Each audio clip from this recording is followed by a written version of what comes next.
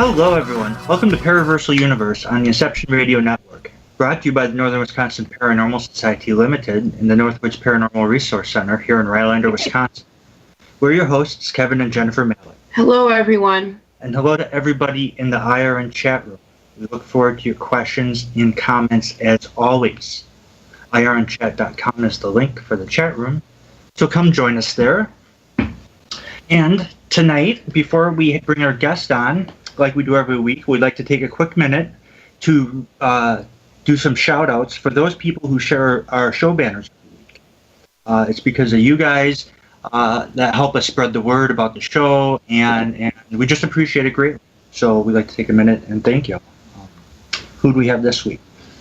All right, so we have Deborah Sosby, Jason Bland and Jamie Demlos of Paranormal Soup, Shannon Glisson, Misha France, Howie Odell of The Rift, Debbie Grashberger Schmoll, Grains Paranormal, and Dawn and Brent Elmer.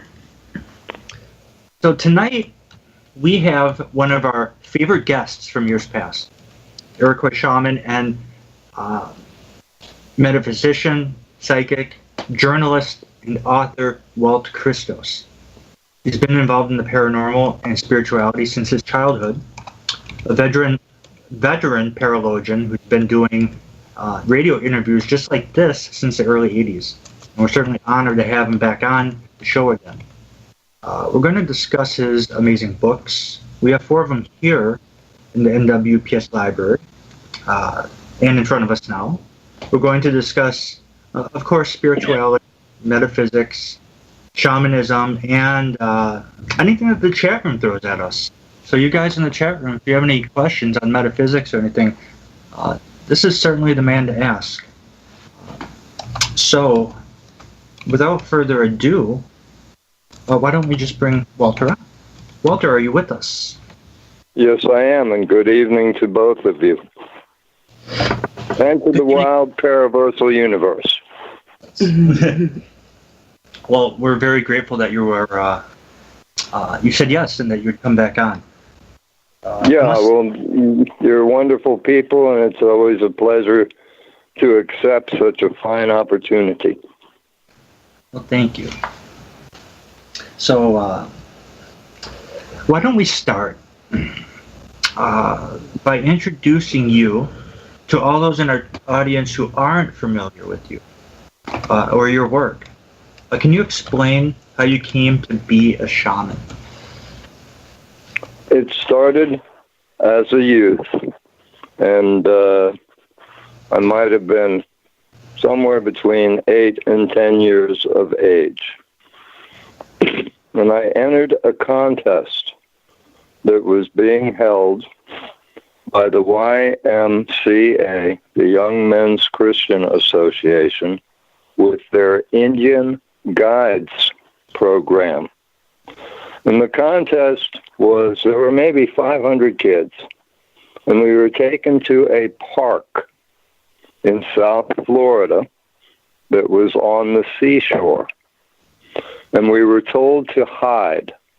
And the counselors were hunters. And every time a child was found, that child received a tag or a badge and became a hunter. And the game was to be the last child hiding. So that, say, at one point, there were 500 kids hiding, and 12 counselors searching. But by the end, there are going to be 498 kids hunting and 12 counselors hunting, and only 2 kids left, and the one left standing would be the winner. And I crawled into a cactus grove, and it was a big grove of cactus, so I was able to get underneath them. They were Spanish bayonets. And I found almost a clearing in the inside of it, and that was my spot. And they couldn't find me, and the hours went by, and they started calling my name, and I thought they just wanted to trick me, and the police were called, and the whole thing became really a bit of a mess. And I came out 6, 7 hours later and saw one of my friends. He started running towards me, and I started running away from him. He said, "No, don't run. You won. You won." Right? And so the winner of the contest became an honorary member of the Iroquois Confederation, which is a Native American nation that was made of 7 tribes. All right, so that brought me into a program of being taught Native American ways and beliefs. And that was the start.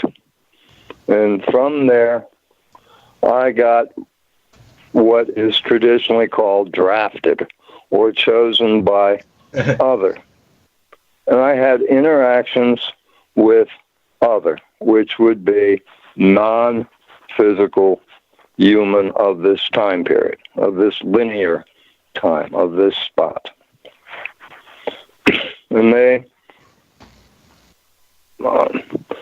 encouraged me, I guess you could say, to learn about metaphysics and paranormal aspects. And that is in part what started me as a shaman. I mean, there are a lot of aspects to everyone's life, and this is one aspect of my life, but that is the answer to your question. So what did your family think about this? My family was very eclectic,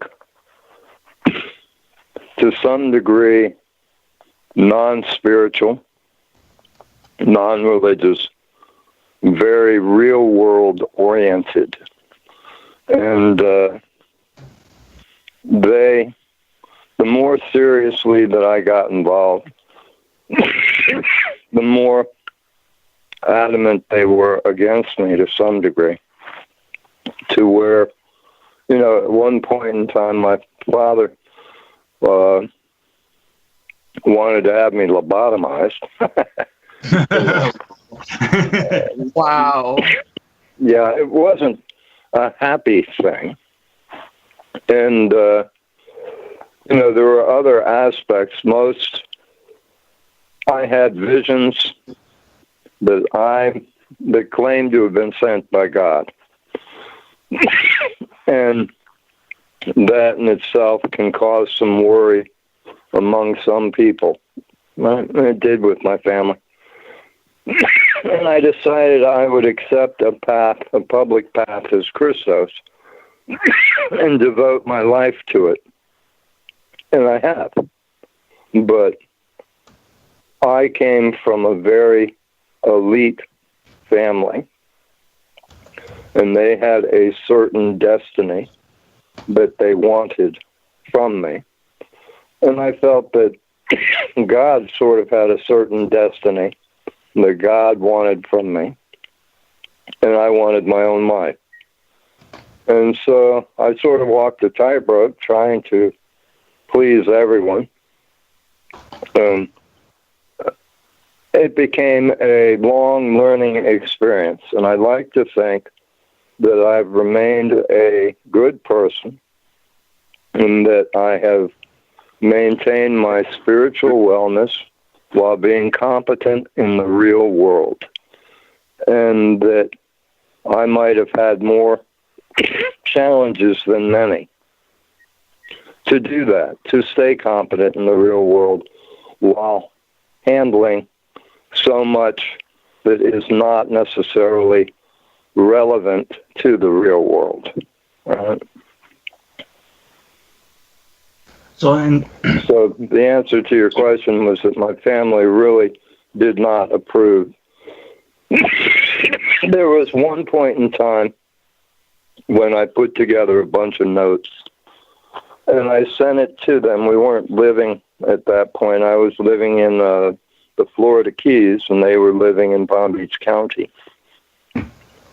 And so they put together a book based on those rough notes. To some degree, it was to be used against me, but it also was the first thing that was ever written by Jualt Christos.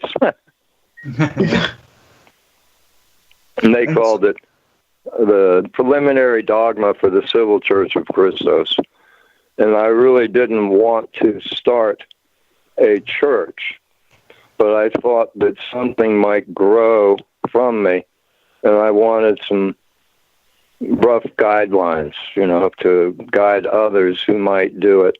And so that was in your younger years, like young adult? Yeah, I was probably 26 or 28 at that time, which to a 21-year-old might seem old, but to a 35-year-old might still seem young. Right. Now I'm over 60, so it was definitely some time ago. One of your abilities has to do with weather. Can you talk about that a little bit?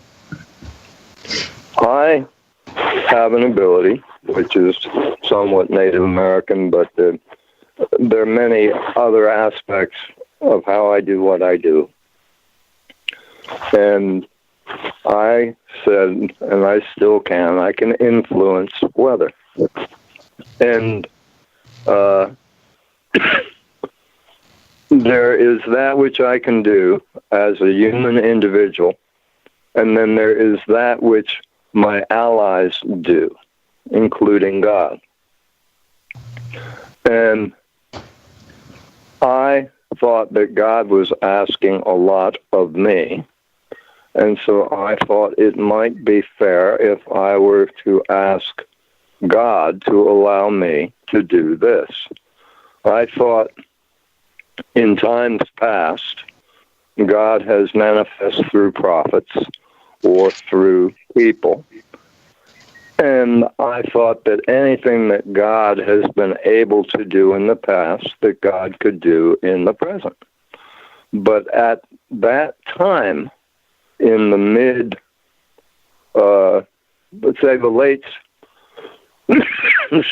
the late 70s and early 80s, anyone who displayed a paranormal or a psychic ability was often labeled as being of the devil, and anything psychic was said to be of the devil. And I disagreed with that. And I thought that different things could be used for positive purpose. And so I have always tried to use my ability in a protective or beneficial way. Essentially, I defined a territory which I called Kokomo, and it went from Key West up the east coast of Florida to Ormond Beach, which is just above Daytona. And then it took I-4 from Daytona through Orlando to Tampa, and then down the west coast of Florida to Fort Myers and Naples, and then back east across Alligator Alley, which is... When we go out to eat, we never agree on where to go. I want burgers! burgers. Pizza. Tacos it is. The one thing we do agree on is we all want unlimited high-speed data. That's why we switched to Metro PCS. Stop by Metro PCS with the whole family and get 4 lines with unlimited LTE data for just $100, period. Metro PCS. Wireless. Figured out. Coverage not available in some areas. Offers require port of number not currently active on T-Mobile network. During congestion, the fraction of customers using more than 35 gigs per month may notice reduced speeds. Video streams at up to 40p. No tethering. See store for details and terms and conditions. It's now I-75 to Fort Lauderdale. And I said that I would protect that area from hurricanes. And I started issuing a pledge to media to protect that area. And I guess my first pledge was in 1980. Yeah. And I've maintained it and expanded it. And I've had my successful years. And I've had 2 years which were problematic. You know, and that... I think where you... Pardon? No, I'm sorry. Go ahead. The more you can interact and talk, the better it is for my poor COPD. But that was basically it. You were going to ask me about a test I took with James Randi. And they came to be 2 different tests, which he might view as one big test. But essentially, they're in the Life of Christos series, which is my journal, and they are in books 2 and 3. They were when I was still learning how to do things. And the test was set up in part by the Palm Beach Roundtable, and it was to be monitored by the Palm Beach Post newspaper. And I told James Randi that he could select for any weather in any place within my territory, and he could set the date.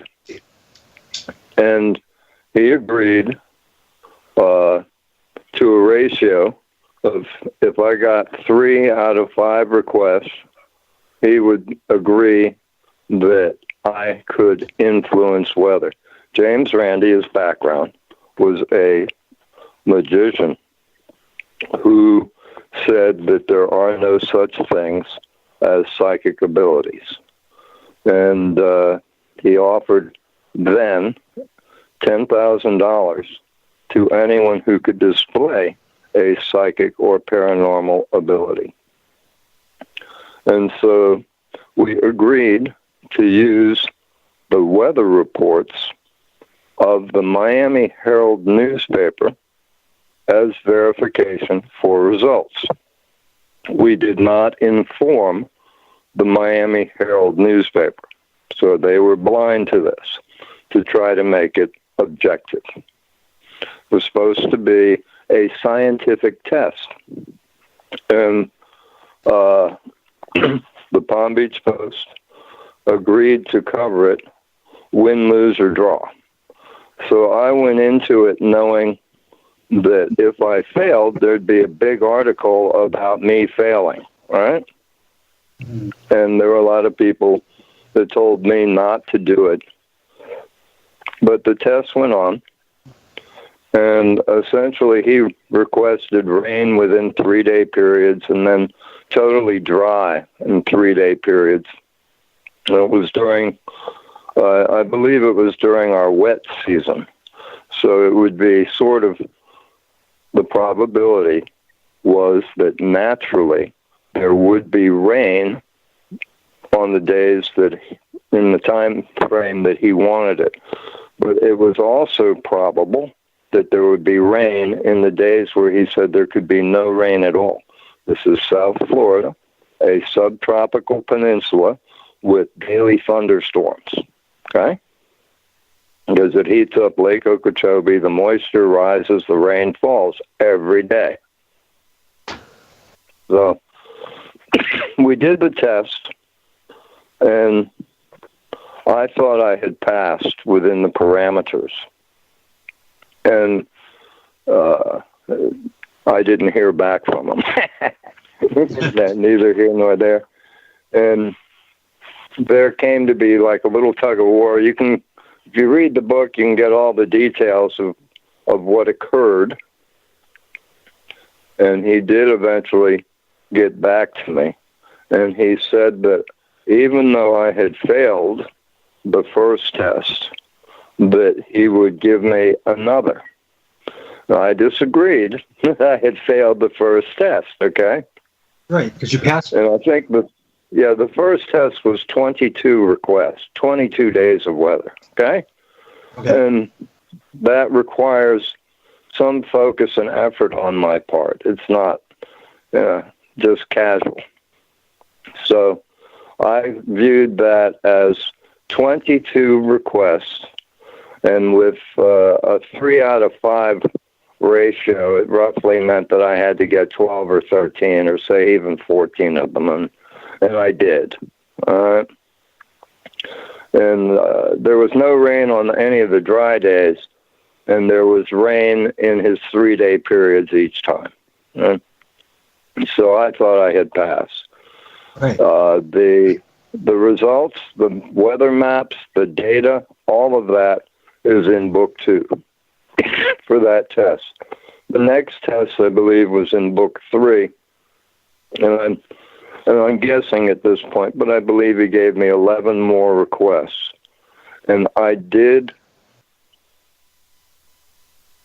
not do well, not as well as I would have liked to. Overall, on the 33 days, being for those who want to argue in my favor, they can say I got 31 of the 33 requests. For those who want to argue against me, I think they can say I got 27 of the 33 requests. Still amazing. Right. Yeah. Yeah. What was really amazing was he went outside my parameters for the second test, where I'd wanted 3 days because I have to change an atmosphere, okay? Or I have to do things. There are things I would prefer to do, right? Right. And he essentially wanted wet, dry, wet, dry, wet, dry, wet, dry, kind of a shift. And what occurred, and I don't think it has ever occurred since, is we got a weather front that came south through us, went further south than me, right? Then turned around, came back north, went further north beyond me, turned around, came back south, went beyond me, turned around, came back north. So we got a windshield wiper of this one weather front, okay? Just going back and forth with the idea is that when the actual front line comes through, you get the rain, and when it was passed, you'd get the dry, okay? So the weather did a totally unnatural thing, which sought to bring the result that Randy wanted. But there were days where I think I got a rain on a day that was supposed to be dry, and I think I ended up with dry on a rain day. And, you know, it was not my best performance, but it was still a good performance. You know, I gotta say, for people that know if the general pop culture is that nobody ever passes tests. For those who know paranormal history, there's supposedly 3 people that in that time. You're one of them. I mean, and I always felt that. Yeah, he just turned his back on me and walked away. Right. And in the late 90s, I was doing a paranormal forum online out of America Online, and it was called A Forum with No Name, and at one point it had 6,000 members, right?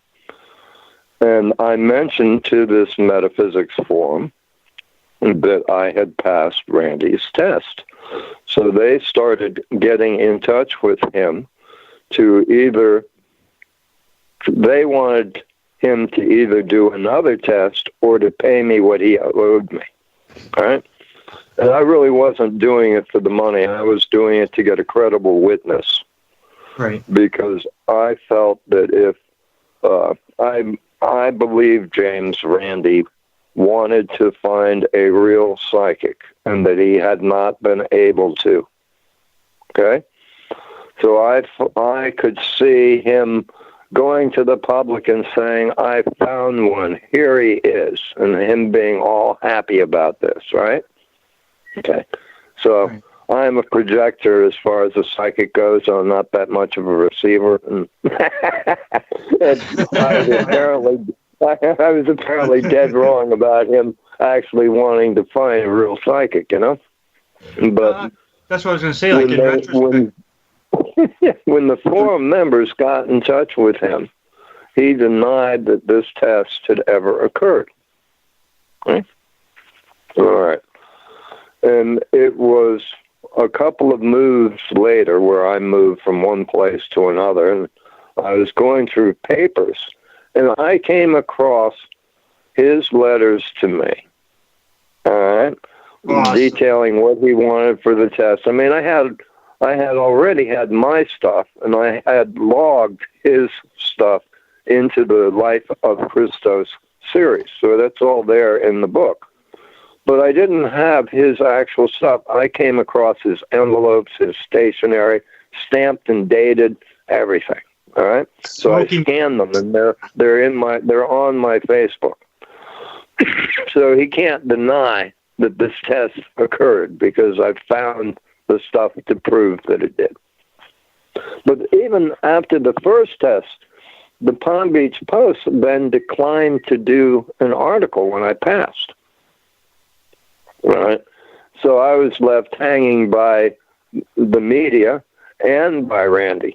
And I had thought before I went into it that if I had failed, they'd do like, big articles on this fake out there and this, that, and the other. And here I passed the damn test, and the newspaper turned its back on me, and Randy turned his back on me. Can I ask you? And it's okay. It's okay. It's part of life and living and all that wonderful stuff. I keep my side of the board clean. All right? Do you think, in retrospect, that now that all these years have passed and what you know now and everything, that James Randi truly wanted to find a psychic?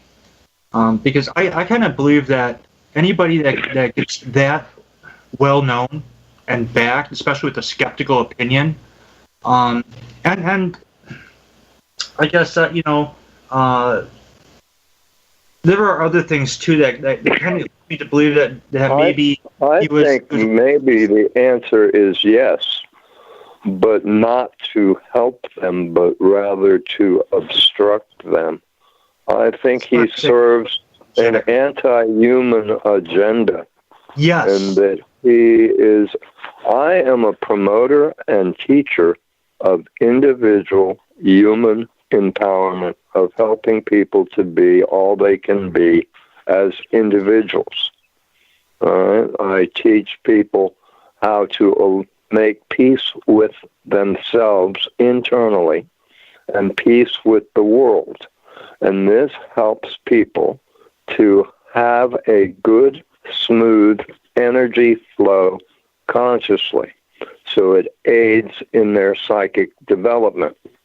And I think Randy might either be locating people with paranormal abilities, metas, for someone or something, or he exists to obstruct them. But the answer is I don't know. I don't know why he does what he does. You know, I would say I don't either, but I agree with you. I think, but, right, go on. Okay. With that, it is time for our first commercial break. We will be right back. You are listening to Paraversal Universe on the Inception Radio Network. Welcome back to Paraversal Universe on the Inception Radio Network. We're your hosts, Kevin and Jennifer Malek, and we're talking to Jualt Christos, the Iroquois shaman. But before we bring him back on, I'd like to take a minute and thank When we go out to eat, we never agree on where to go. I want burgers! Pizza. Tacos it is. The one thing we do agree on is we all want unlimited high-speed data. That's why we switched to Metro PCS. Stop by Metro PCS with the whole family and get 4 lines with unlimited LTE data for just $100, period. Metro PCS. Wireless. Figure it out. Coverage not available in some areas. Offers require port and of number not currently active on T-Mobile network. During congestion, the fraction of customers using more than 35 gigs per month may notice reduced speeds. Video streams at up to 40p. No tethering. See store for details and terms and conditions. everybody who makes Paraversal Universe possible, including graphic art designer Lawrence D. Miza, webmaster Joe Champion, music by Matt Stens, producer Mike M.J. Lucas, and of course to God for granting us this wonderful show and opportunity here to be with you all. This segment is brought to you by Lucas Wellness, UFO Wisconsin Research Team, and the book Trail of the Sasquatch, A Shaman's Journey. We also have 3 Paraversal Universe-like pages to check out, and of course Jennifer Malek, Psychic Demonologist-like page, and the Northern Wisconsin Paranormal Society Limited-like page. Also check out Lake Monstrosities, which is the largest group page on Facebook for aquatic mysteries, and finally Ultimate Conspiracies, which is pretty much self-explanatory. If you have any questions for our guest, go to irnchat.com to go to our live IRN chat room. We can post questions and make comments, and Jenny will pass those along. And speaking of which, that's how we're going to start the second half here, because we have a whole bunch of questions for you, Walt. All right. Okay, so our first one is on the quantum level. Knowing the cycle of rain, pulling water back up from the earth and returning to the earth, even if it is dry or wet, is there really any change in the water table and the physical amount of water in any given place? There's a fluctuation. So, yeah, there's changes. I mean, look at the places that have prolonged droughts and others with floods. What I'm looking at now is the increase in rainfall overall that will occur with melting of polar ice. And this can result in more snow and more rain and more cold water runoff into the ocean currents, which can actually then cool the planet. But in answer to your question, yes, there can be fluctuation. If I have a outdoor pond where I live, it's a above ground pond, big plastic thing, and I can watch it to see what its water level does. And more often than not, it stays full. The other question that I saw here, when babies are aborted, do you think they have souls prior to physical birth? I think they can, yes. I think,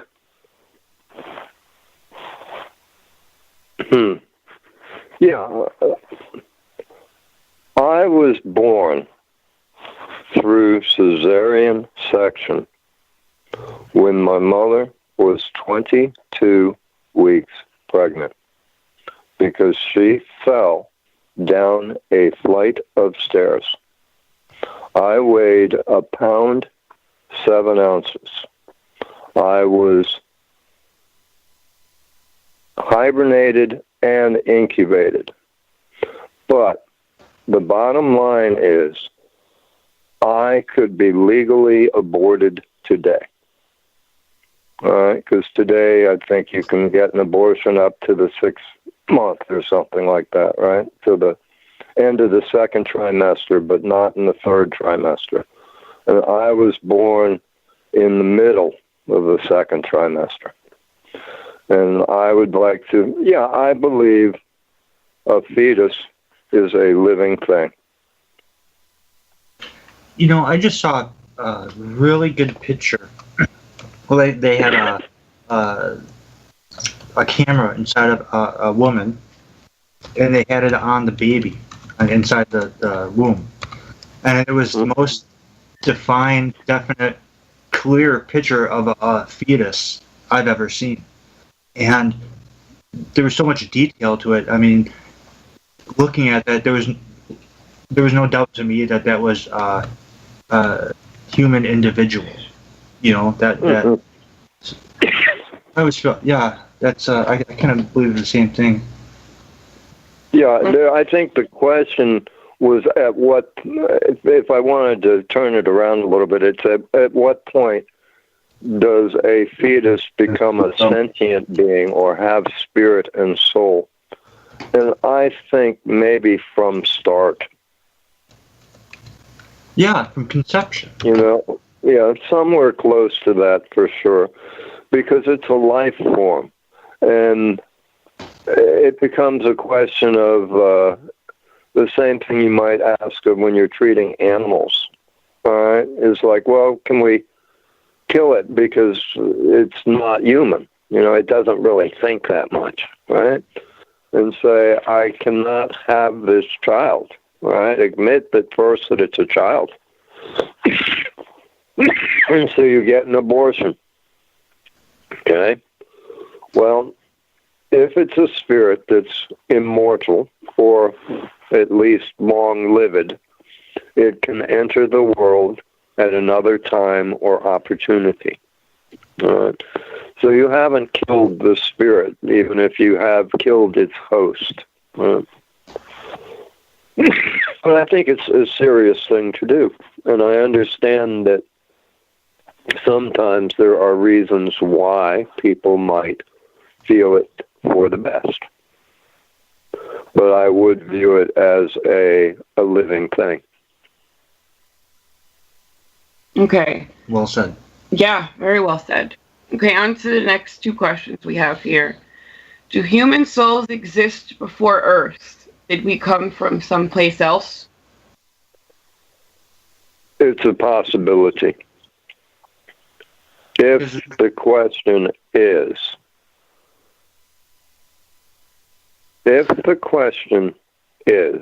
put it this way, my original answer to that was human souls are as old as humans, right? Right. That we can evolve through other life forms, if you take a Buddhist view, to human. But we can also manifest perhaps in other types of life forms that are non-human and sentient. But a human soul cannot necessarily be older than humans. So if it existed prior to existence as human, then it was not a human soul when it did so. You see, so to ask if human souls are older than humans, they really can't be logically. If you wanted to rephrase it and say, are souls that are in humans capable of being non-human, the answer is yes. As transmigration of spirit, it is possible. I'm going to remind people that I speak in terms of possibility and probability and not certainty, because I do not have certainty. And I think that people often speak with certainty when they do not have it, and they assert strongly.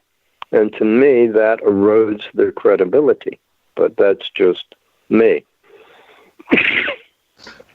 Totally well said. And that brings, so the last question that we asked from chat is, what do you think about UFOs and any relationship they might have to human spirituality? Which totally has to do with what we were just talking about. And is another really great question. These are all great. Yeah, I'm one of those left field people that will tell you, I have seen UFOs, I have been on UFOs, and I have met ETs. Okay? And saying those things does not help my credibility at all with anything. But it is an honest answer. Now, you could say maybe my perception could be wrong, maybe something else was going on. So, I believe that UFOs do exist. As far as their relationship to human spirituality goes, I'm going to say I don't have any certainty, but some of them may be spiritually inclined, and some of them might not be. And that was a difference between, say, gods and angels, in that some people will tell you that the gods were from Orion and the angels were from the Pleiades. And I will tell you I do not know, and I count some of both of those as among my allies. But the gods were known more or less wanting to be worshipped, and they didn't care about human spirituality, where the angels were said to try to administer, nurture, and raise humans spiritually.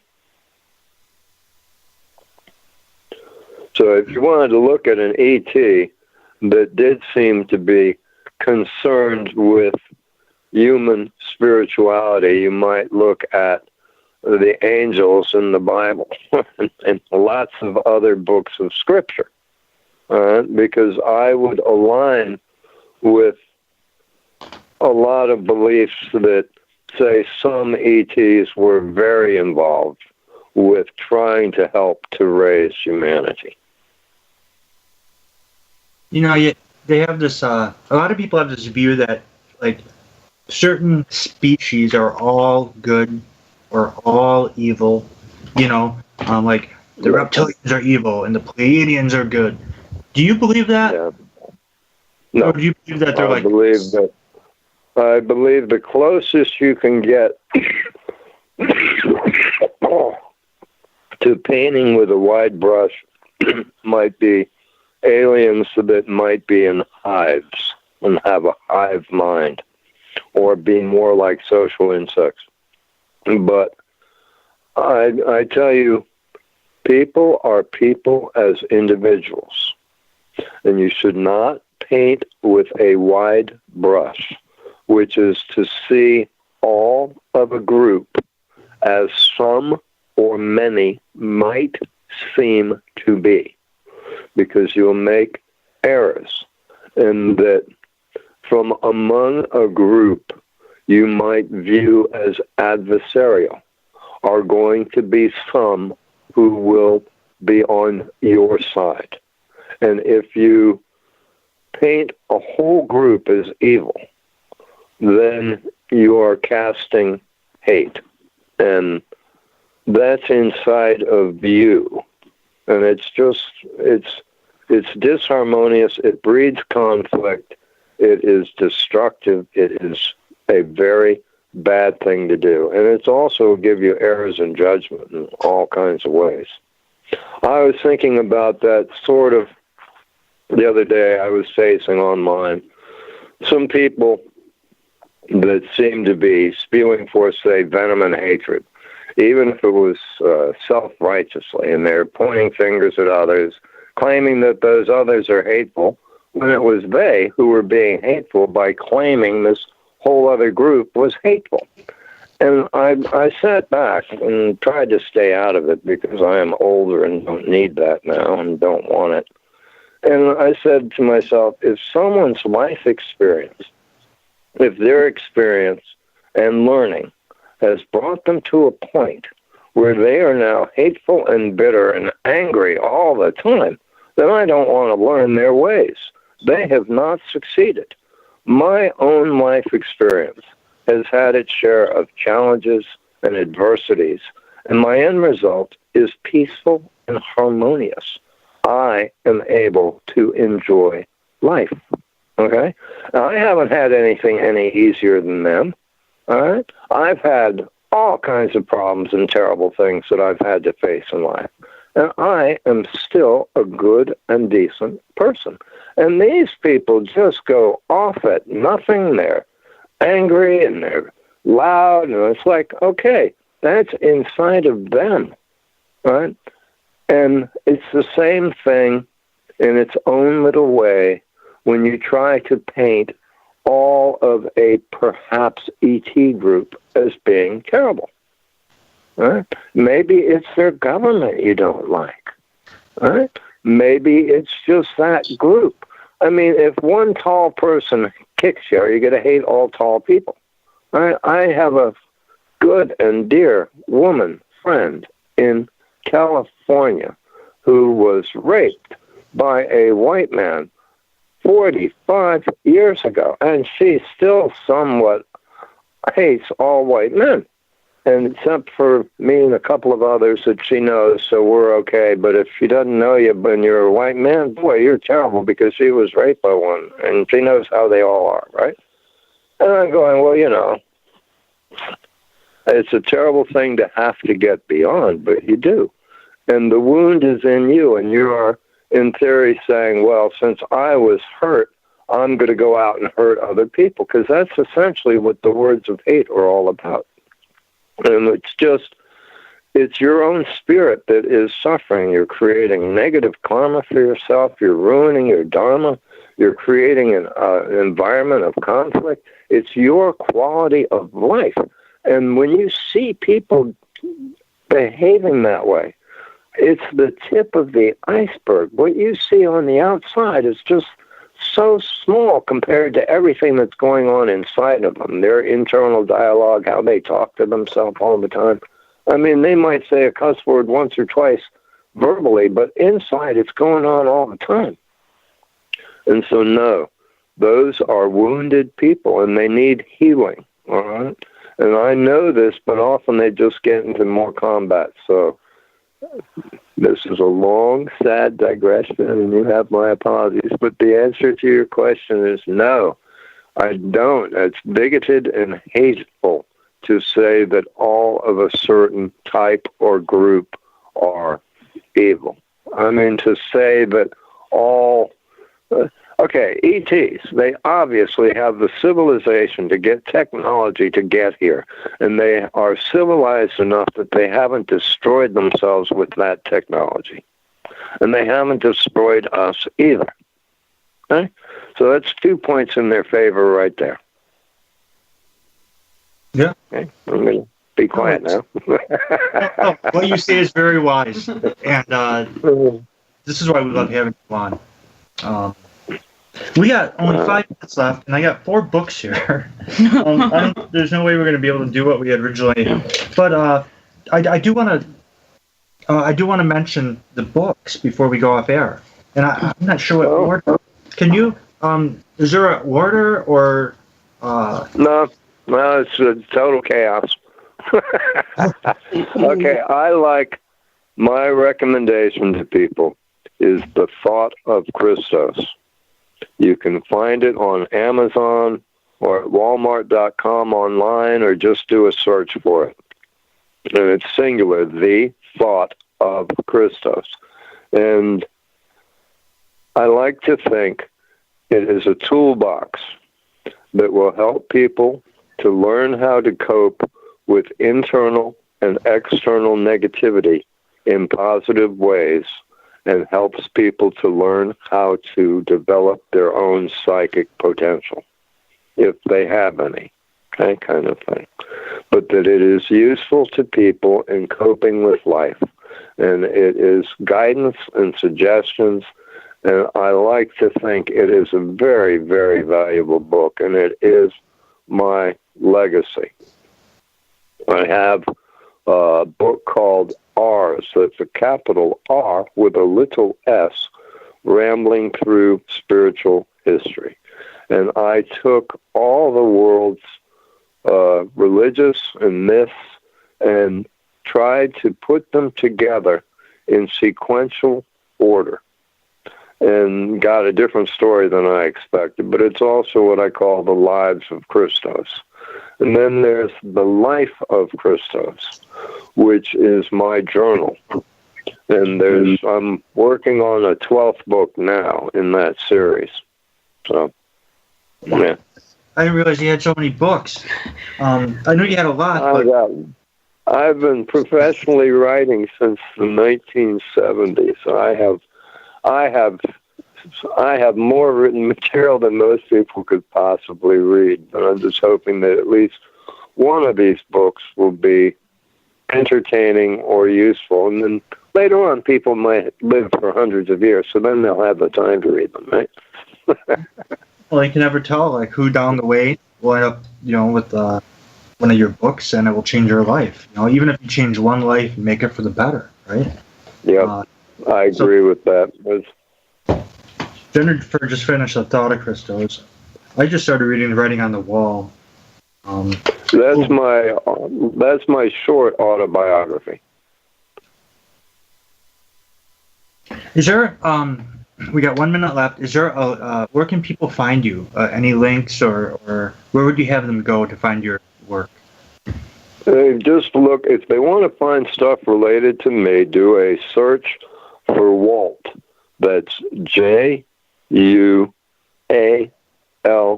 It's like Juan, but Jualt. Jualt. And that's to give them a whole bunch of results. And my books are on Amazon with Walmart, Barnes & Noble, so you can find it. And some of them are actually cheap. cheap, inexpensive, great reading, big print, small words. Easy.